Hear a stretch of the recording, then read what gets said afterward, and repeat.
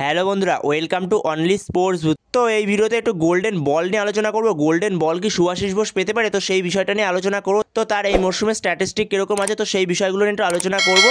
তো শুভাশিস বোস এই মরশুমে যে পরিমাণ সে পারফরমেন্স করেছে, তো সে একটা কথা বলেছিল, আমি দেশের সেরা লেফট ব্যাক। তো সেখানে যে শুভাশিস বোস সেই কথাটা বলেছিল, তার সেই কথাটা সে প্রমাণিত করে দিল।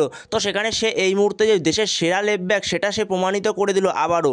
তো সেই জায়গায় শুভাশিস বোস একজন লেফট ব্যাক হয়েও তার যে পারফরমেন্স এই সিজনে, তো সেটা অনবদ্য পারফরমেন্স ছিল।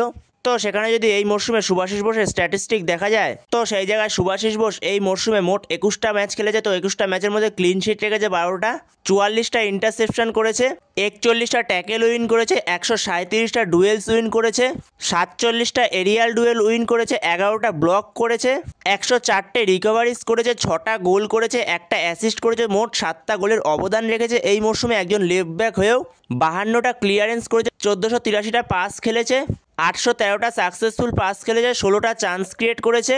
তো সেই জায়গায় শুভাশিস বোসের অনবদ্য স্ট্যাটিস্টিক রয়েছে। এবং তার সঙ্গে সঙ্গে শুভাশিস বোস সে দলকে চ্যাম্পিয়ন করেছে, আইএসএল লিগ শিল্ড উইনার হয়েছে।